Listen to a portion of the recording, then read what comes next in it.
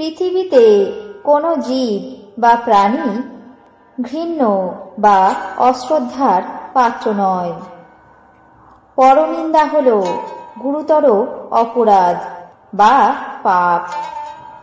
যে ব্যক্তি অন্যকে নিন্দা করে সেই অন্য ব্যক্তিরই উপকার হয়ে থাকে, আর যে নিন্দুক ব্যক্তি তারই সবচেয়ে বেশি ক্ষতি হয়।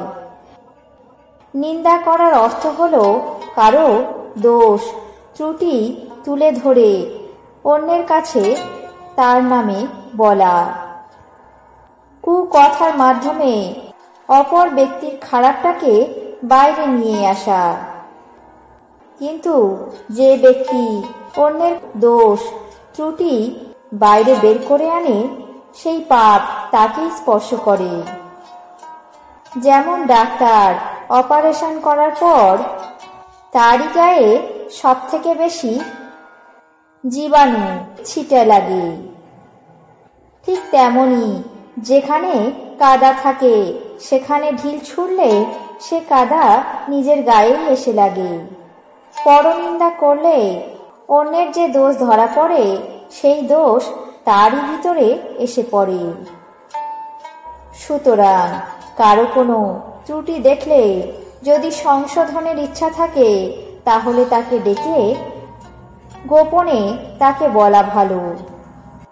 তার দোষ এবং ত্রুটিগুলিকে নিয়ে অন্যের কাছে আলোচনার বিষয়বস্তু না করাই ভালো।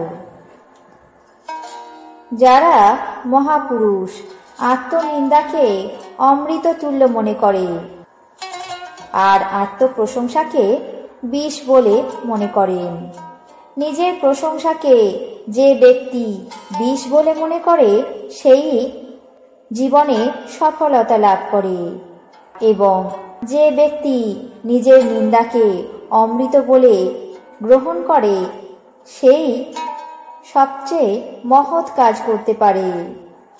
তবে আমিত্ব ভাব এবং অহংকার ভাব সর্বদাই দূরে রাখা ভালো। যার মধ্যে যত বেশি দোষ থাকে সেই ব্যক্তি সবচেয়ে বেশি পরনিন্দা এবং পরচর্চা করে থাকে। মাছিদেরকে প্রায় সকল লোকই ভয় পায়, কেননা মাছি অতি ক্ষুদ্র, কিন্তু সকল ক্ষতস্থানে কিংবা বিষাক্ত স্থানে সে বাস করে। সমস্ত বিষাক্ত এবং নোংরা বস্তু তার সর্ব অঙ্গে লেগে থাকে। সে শরীর নিয়ে যে বস্তুতেই বসে তাই বিষাক্ত হয়ে যায়। এই জন্য সকলে তাকে ভয় করে।